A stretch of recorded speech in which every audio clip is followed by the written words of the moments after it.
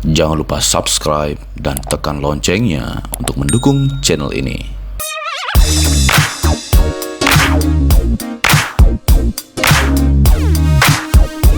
Kalau orang mau nipu-nipu itu di bisnis konvensional pun, ya artinya di bisnis yang biasa pun bisa saja terjadi.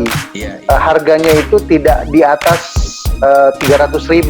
Teman saya itu jualan septic tank ya, tapi dia jualan di YouTube Marketing menggunakan sistem affiliate. Nah, kembali lagi kepada koridor bisnis yang Pak Anton jalani sekarang, itu digital. Berarti penerapannya kalau ke barang oke lah, seperti tadi contohnya dari Ananda, dari anak dari Pak Anton sendiri sudah melakukan hal tersebut. Kalau jasa bagaimana, Pak Anton? Semua industri itu bisa didigitalisasi. Oke. Sebenarnya digital ini kan proses perubahan dari bisnis yang konvensional kita jalankan, kita rubah ke digital. Justru kalau kita langsung digitalize bisnis kita tanpa ada proses bisnis konvensional atau bisnis yang offline-nya gitu, itu agak terlalu sulit.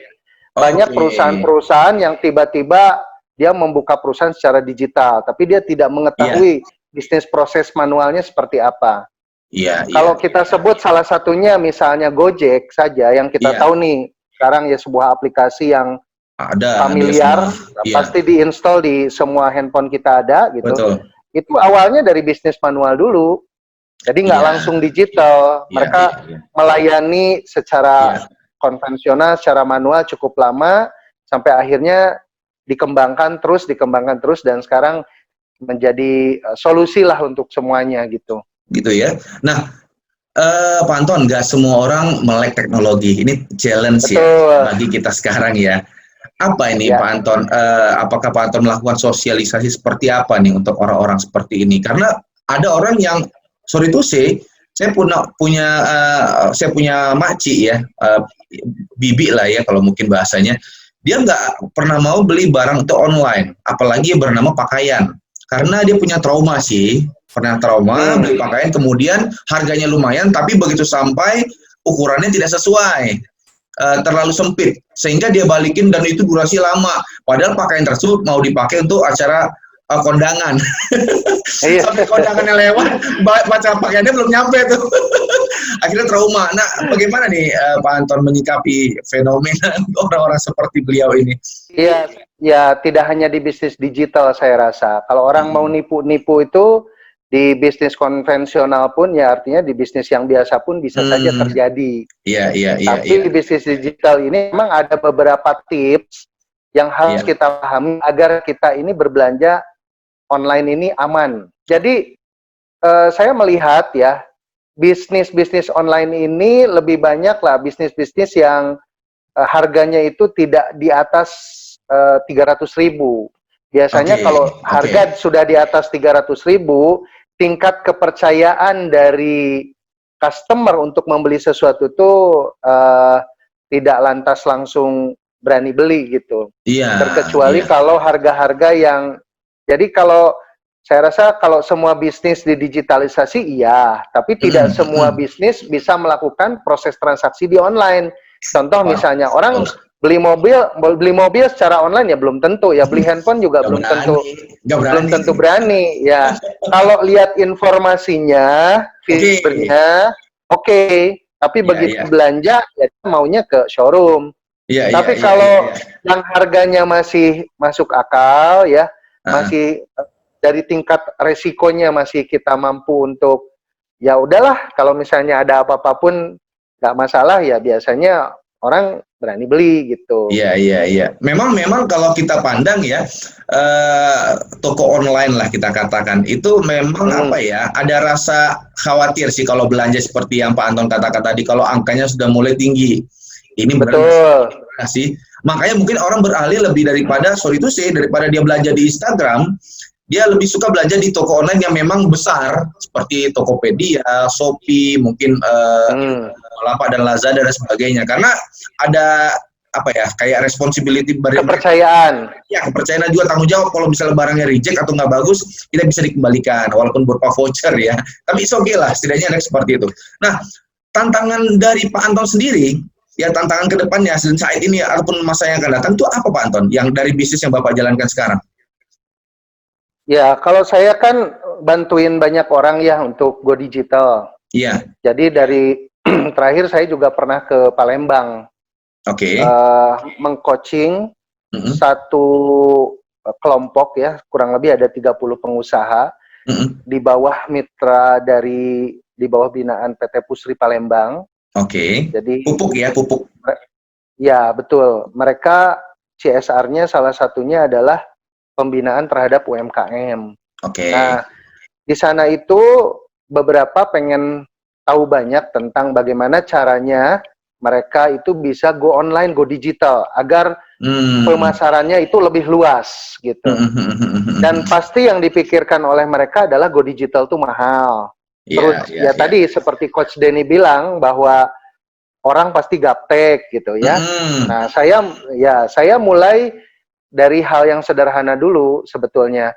Pertama, memulai itu dari persiapan untuk go digital ya, dari mulai cara membuat foto ya, fotografi dengan menggunakan kamera HP. Lalu kanal-kanal sosial media ini kan banyak nih, kanal-kanal digital tuh banyak. Mau yang bayar, mau yang gratis. Kalau yang gratis itu kan kita bisa memanfaatkan sosial media ya, seperti Instagram, Facebook, Twitter, kemudian TikTok juga bisa sebenarnya dipakai untuk jualan. Bahkan teman saya itu YouTube bisa, YouTube marketing namanya gitu. Teman saya itu jualan septic tank ya. Ini kan sangat segmented sekali ya. Iya, sangat segmented sekali. Tapi dia jualan di YouTube marketing menggunakan sistem affiliate lagi. Jadi banyak orang yang nawarinnya. Itu keren. Bulanannya juga dia bisa dapat omset yang cukup besar gitu. Seperti itu. Nah, kembali ke pertanyaan tadi juga ya, nggak hanya barang loh. Jasa pun bisa digitalisasi ya, seperti itu gitu. Misalnya di industri marketing ya, seperti properti, asuransi, itu bisa. Udah mulai orang tuh sekarang gimana caranya tinggal nge-share aja seluruh produk itu udah yang ngomong tuh mesin semua gitu. Oke. Jadi harus kayak gitu. Udah harus mau tidak mau, memang harus mau gitu ya. Ya menurut saya sih nggak ada pilihan ya, bukan suatu pilihan. Betul. Tapi harus masuk ke dunia digital. Apalagi sekarang kita contoh misalnya marketing ya, yang harusnya ketemu klien face to face kan jadi nggak bisa karena orang mungkin takut untuk didatengin sama kita ya. Karena corona ini. Mau nggak mau kan sekarang kita harus beradaptasi dengan cara jualan baru, misalnya dengan menggunakan Zoom, dengan menggunakan email, dengan menggunakan WA ya. Yang tadinya mungkin marketingnya yang gaptek, ya mau nggak mau mereka harus masuk ke sini, harus beradaptasi dengan hal baru ini gitu. Nah, peran Pak Anton sendiri, contoh saya umpamanya ingin memulai bisnis digital gitu ya. Peran dari konsultan itu di sisi mananya ya Pak Anton? Oke, jadi kalau bedanya apa ya? Trainer, ada coach, ada konsultan kan? Betul. Kalau trainer itu kan transfer knowledge. Betul. Oke. Kalau coach itu lebih ada mentor. Kalau mentor itu transfer experience. Iya. Kalau coach itu lebih tinggi lagi tuh. Jadi yang di coachingnya itu lebih ilmunya lebih tinggi sehingga coach itu hanya membantu aja gitu dengan memberikan pertanyaan-pertanyaan ya sehingga menggali solusinya sehingga solusinya hadir dari coachingnya sendiri. Nah, kalau konsultan itu melihat sesuatu dari yang tidak diketahui oleh orang lain, oleh si klien kita. Misalnya Coach Denny ingin go digital. Nah, mungkin Coach Denny ada, kalau go digital menurut saya begini. Tapi bagi saya mungkin saya akan melihat dari sisi yang berbeda. Coach misalnya masuk dari sini, dari FB Manager misalnya. Coach tingkatin follower di Instagram ya. Nanti tergantung dari tujuan klien kita mau seperti apa. Misalnya seperti Coach Denny ingin meningkatkan follower, itu bisa. Follower itu kan ada yang sifatnya organik ya, ada yang sifatnya anorganik. Kalau anorganik itu artinya ya berbagai cara untuk bisa naik lah, apa berbayar dan lain sebagainya. Iya, gitu. iya, Kan nggak gampang, betul nggak? Nambahin follower, nambahin subscriber itu nggak gampang. Gitu. Ada strategi-strateginya gitu. Betul. Makanya saya sorry saya potong, makanya saya lakukan saya upload YouTube untuk di channel YouTube saya, kemudian saya buat teasernya di IG untuk mendongkrak kan biar mereka nonton gitu. Iya, kan? Keren. Salah satu begitu sih. Itu udah tepat ya? Ya, jadi ada dua sebenarnya tujuan orang go digital. Pertama adalah traffic ya. Traffic itu meningkatkan follower, meningkatkan subscriber. Yang kedua adalah conversion. Kalau conversion itu adalah untuk langsung closing dia jualan di situ. Nah biasanya kalau di namanya digital tuh nggak bisa langsung jualan, itu nggak bisa.